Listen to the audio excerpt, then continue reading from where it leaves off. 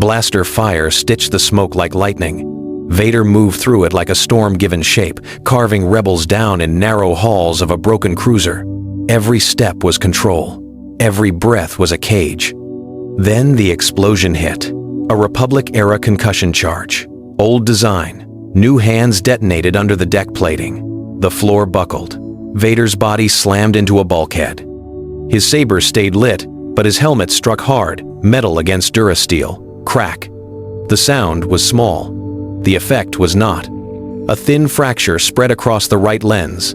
Cold air rushed in. Static hissed in his ears. The familiar rhythm of his respirator stuttered just once like fear. And then the memories came back. Not dreams. Not whispers. Full force. A sunlit balcony on Naboo. Padme's laugh. A child's hand in his. Obi-Wan's voice, tired and pleading. The temple burning. Younglings backing away. His own blade rising. Vader stopped walking. A rebel trooper raised a rifle. He's frozen! Vader's hand lifted without thought. The trooper slammed into the ceiling, choking, boots kicking. But Vader wasn't looking at him. He was looking inward, at the man he had buried. Anakin Skywalker screamed inside the armor. The choke ended. The trooper fell hard, gasping. Vader's saber trembled. For the first time in years, his anger wasn't sharp and useful. It was wild, human, alive. Anakin, a voice crackled over Imperial comms. Report, Palpatine. Vader's fingers tightened around the hilt until the glove creaked. He could feel the Emperor's attention, like a hook behind his eyes, testing the chain. Vader turned toward the command deck, away from the rebels, away from the mission. His cape dragged through ash like a shadow refusing to kneel. He opened a channel, voice low, unstable. "My lord, there has been a complication." Silence answered. Then a soft, pleased breath. "Good," Sidious murmured. "Come to me." Vader's cracked lens reflected fire, and a ghost of a face beneath Anakin's face, awake, furious, and ready to break the galaxy. And somewhere deep in the Force, the Emperor smiled, because he felt it too. Vader returned to his Star Destroyer, with smoke still in his lungs and a crack in his visor. The officers kept their eyes down. They felt it. Something was wrong in the Force. Hours later, a new order came from Coruscant. A rebel courier team had been captured alive on a mining moon. The Emperor wanted no questions, no trials, no names spoken aloud. Just silence. Vader entered the detention block. 8 prisoners knelt behind ray shields, bruised and shaking. One was barely older than a Padawan. Another clutched a worn hollow picture like it was armor. "Execute them," the commander said. Vader ignited his saber. The red light washed over their faces. They flinched, waiting for the end. And then he heard children crying in the temple. Not in the hallway, in his head, in his bones. His saber hovered and stopped. A prisoner whispered, "Please, we didn't kill anyone." Vader's breathing grew uneven. He lowered the blade. The commander froze. "My lord?" Vader turned, voice like gravel. "Leave." The commander backed away fast, pulling the guards with him. The doors sealed. For a moment, Vader stood alone with the people he was supposed to erase. He deactivated his weapon. "Run," he said. The prisoners didn't move at first, confused by the word, by the idea. Then the shields dropped. They bolted. A slow clap echoed behind him. The Inquisitor stepped from the shadows, black armor, cold smile. "Lord Vader, your mercy is noted. The Emperor will be disappointed." Vader didn't turn. "You were sent to watch me, to correct you," the Inquisitor said, raising his spinning saber. "Your weakness ends now." Vader's hand snapped out. The Inquisitor's weapon tore from his grip and slammed into the wall. Vader ignited his own blade, steady this time. "You will not report this," Vader said. The Inquisitor lunged anyway, desperate to earn Sidious's favor. Vader met him head-on. One brutal strike, then another, driving him back. cutting through defense, through pride, through fear. The final blow took the Inquisitor's arm, then his voice. Vader held the severed mask in his hand, listening to the dying gurgle, and felt the Emperor's attention lock onto him like a targeting beam. Pause. The comm on Vader's belt lit up. Sidious was calling. The call came through like a whisper wrapped in thunder. Sidious did not shout. He did not need to. His presence alone bent the air. "Lord Vader," the Emperor said, soft and satisfied. "You have been active." Vader stood in the silent detention block, the Inquisitor's mask still in his hand.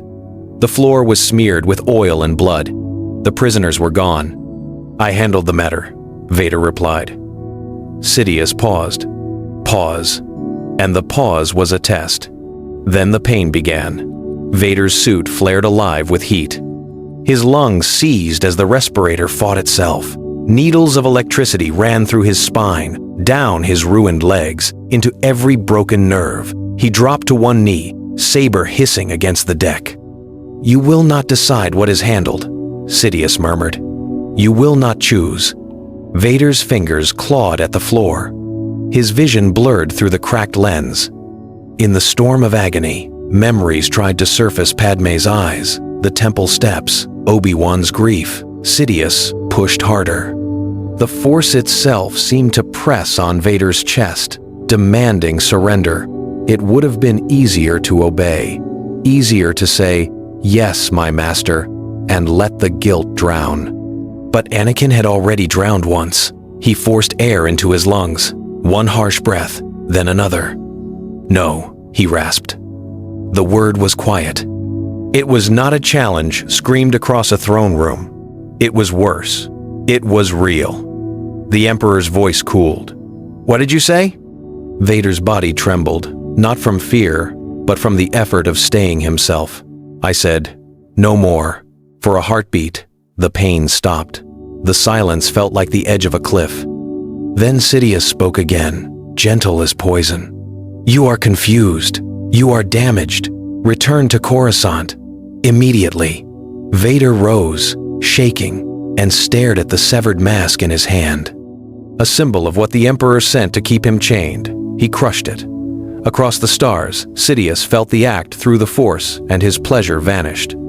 On the bridge, officers watched sensors spike as Vader's ship altered course without permission.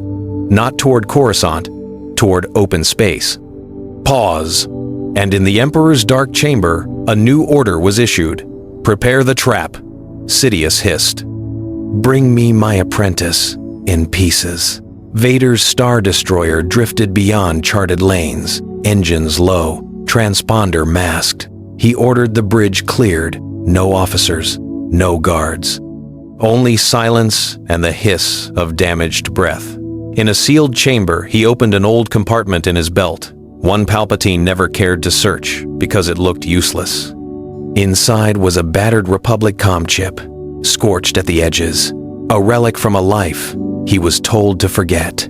Anakin remembered the frequency, the Jedi emergency band, the one they used when worlds fell and hope was thin. He had heard Obi-Wan on it once, years ago, pleading into the void. Anakin had ignored it then. Now he set the chip into the console with shaking hands. Pause. Static filled the room. He keyed the channel, voice low. "Ben, if you're alive, listen." The first words nearly broke him. He swallowed hard, forcing the next line out like a blade through bone. "It's me, Anakin." No answer. Only the hum of the ship and the deep pull of the Force heavy with watching eyes. He kept going, because stopping meant falling back into Vader. "I remember," he said. "Padmé, the temple, the children. I did it. I did all of it." His fist struck the console, denting metal. "And Sidious, he made it easy. He made me believe it was the only way." Pause. His breathing hitched. "I can't undo the dead," Anakin whispered. "But I can end him. I can end the Emperor." He leaned close to the mic, like distance could soften the shame. "I don't deserve forgiveness. I'm not asking for it. I'm asking for one chance to stop what I became." Across the stars, A faint presence stirred, old, cautious, familiar. Not a voice yet. Just a tremor in the Force, like a flame refusing to die. Anakin felt it and closed his eyes. "Please," he said. "Help me do this right." He ended the transmission and sat in the dark, waiting for a reply that might never come. But the moment the channel closed, a hidden Imperial listener aboard his ship quietly forwarded the signal. On Coruscant, a red light blinked in Sidious's private war room. Pause. The Emperor smiled, because now he knew exactly where to strike. The rebel cell met him in a dead cargo bay, weapons raised, fingers tight on triggers. No one spoke his name. They called him what the Empire taught them to fear. "Vader," the leader said. "Give us one reason we shouldn't space you." Anakin didn't argue. He didn't beg. He placed a hollow projector on the deck and activated it. A list appeared: transport schedules, detention codes, clearance routes. One word repeated across every file: purge. "The Emperor is moving children," Anakin said. "Force sensitive. Taken before they can run." The rebels hesitated, anger mixing with doubt. "This could be bait." "It is," Anakin replied. "Pause. For me." He pointed to the destination, a black site disguised as a medical station. In truth, it was a sorting facility for the Inquisitorius. The ship carrying the children arrived in 6 hours. After that, they vanished. The rebel leader stepped closer. "Why tell us?" Anakin's cracked lens reflected the holomap like a wound. "Because I know what happens when no one stops it." They launched anyway, half believing, half desperate. Anakin guided them through an Imperial corridor of space, slipping past patrols using his own codes. Then, at the last checkpoint, he did something the rebels did not expect. He burned his codes. He transmitted a false alert across the sector, an imagined Jedi strike, a fake sabotage, a phantom fleet. Imperial forces peeled away from the black site to chase shadows. Inside the facility, alarms howled. Stormtroopers formed lines. Anakin walked straight through them. Saber unlit, hand raised. Blasters jammed in midair. Doors tore open. Cameras went dark. The rebels rushed the cells and found them children in binders, some crying, some silent, all watching the giant in black like he was death itself. One little girl whispered, "Are you here to hurt us?" Anakin knelt, slow and careful. Pause. "No," he said. "I'm here to get you out." Then the hangar shook. An Imperial cruiser dropped from hyperspace above them, too fast, too close. A trap closing late, but closing all the same. The rebel leader stared at the sky through the hangar shield. "They tracked us." Anakin ignited his saber at last, red light filling the room. "Then we run," he said. "And I stay between you and them." "Outside!" TIE engine screamed. And on the comms, a familiar voice purred with triumph. "Found you." The Imperial broadcast hit every screen in the galaxy at once. Crisp, official, unquestioned. Palpatine appeared in white light, calm as a senator, mourning like a father. Behind him, the Imperial crest hung like a verdict. "My loyal citizens," he said, "a grave betrayal has been uncovered. Lord Vader has fallen to madness and corruption. He has murdered Imperial servants and aided terrorists. On Star Destroyers, officers stiffened. On Stormtrooper transports, helmets turned toward loudspeakers. Fear shifted direction. Then the order flashed in red across every channel. Execute order, Vader." Anakin felt it ripple through the Force like a net snapping shut. His ship's systems locked, doors sealed. Turbolifts froze between decks, and the men who once stepped aside for him now raised blasters with shaking hands. "By the Emperor's will," a captain said, voice cracking. "Stand down." Anakin's saber ignited, bathing the corridor in red. Pause. He hated the color now. But he needed it. The first squad fired. He deflected without killing, angling bolts into walls, into ceilings, into empty air. He shoved troopers back with the Force, slamming them into bulkheads hard enough to drop them, not break them, but more kept coming. The order had made them brave. A heavy gunner stepped forward, weapon spinning up. Anakin ripped the power pack free mid-burst. The cannon died with a whine. The gunner stared, stunned, as Anakin marched past him. On the bridge, loyalists tried to vent the section. Anakin crushed the console before they could. He felt their panic, their devotion, their certainty that they were saving the Empire. They were wrong. But they were his responsibility. He reached an escape pod bay and launched alone toward Coruscant because running forever meant Sidious kept winning. As he descended through the city planet storms, Imperial fighters swarmed like insects. His pod shook under laser fire. Pause. A single transmission cut through the chaos, private and intimate. Sidious's voice. "Come home, my friend." Anakin's jaw tightened. "I'm not your friend," he whispered. He slammed the pod into a landing platform and rose into blaster smoke. Ahead, the Imperial Palace towers waited bright, beautiful, and full of monsters. And every soldier on Coruscant had been told the same thing. Bring Vader's head to the throne. The palace doors sealed behind him with a sound like a tomb closing. Outside, blaster fire echoed in distant halls as troops searched for an ending they could carry to the Emperor. Inside the throne room, it was quiet. Sidious sat in shadow, fingers steepled, smile thin. "Look at you," he said. "Surrounded by enemies, and still you crawl back to me." Anakin's saber stayed lit, but his grip was different now. Less pride, more purpose. "I didn't come back," he said. Pause. "I came to finish it." Sidious rose slowly, like the room itself obeyed him. "Finish what? Your suffering?" He gestured toward the window, toward Coruscant's endless lights. "I can end it. I can rebuild you, take away the pain, give you command again." Anakin felt the temptation, sharp and familiar. The dark side offered certainty. It always had. He saw flashes Vader restored, armies bowing, the galaxy silent. Then another flash cut through it. Padme on Mustafar, tears on her face. "Anakin, you're breaking my heart." His breath caught. Sidious's eyes narrowed. "You want the past? I can give you more than memories. I can give you time. Power beyond death. Bring me Kenobi. Bring me the children you stole, and I will make you whole." There it was. The hook under the words. The same bargain, the same lie. Anakin stepped forward. "You don't heal," he said. "You trade." Sidious's calm finally cracked. Lightning erupted from his hands, slamming into Anakin's chest. Pain exploded through the suit. His knees buckled. The red saber wavered. "Submit!" Sidious roared. "Kneel and live." Anakin's hands shook, not in surrender, but in decision. He reached inward, past rage, past hate, into the guilt he carried like a weight. Pause. He let it fill him, not to punish himself, to anchor himself. He shut the dark side out like a door.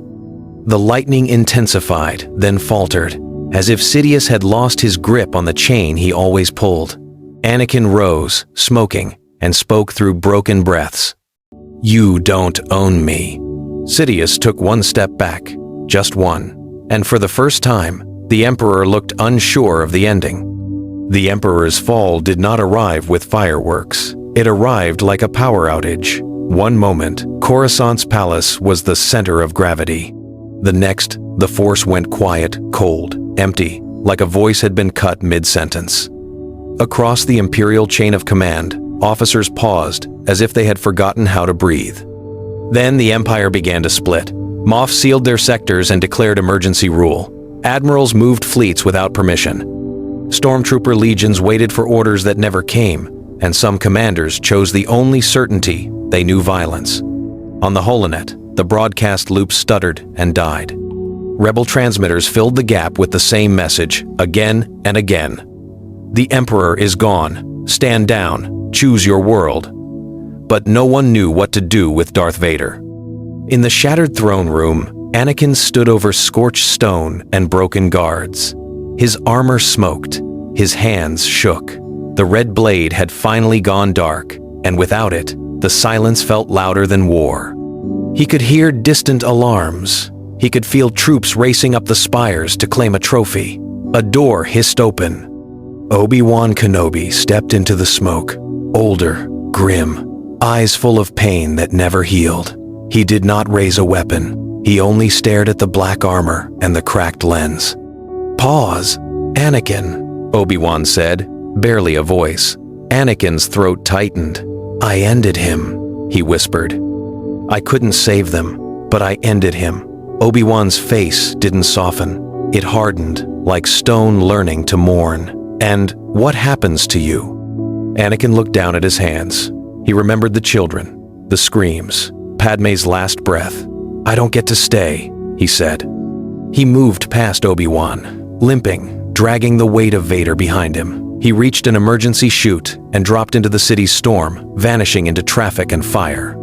Hours later, a stolen ship lifted from a forgotten pad and jumped to hyperspace. No code, no flag, no name. In the cockpit, Anakin removed his broken mask. Pause.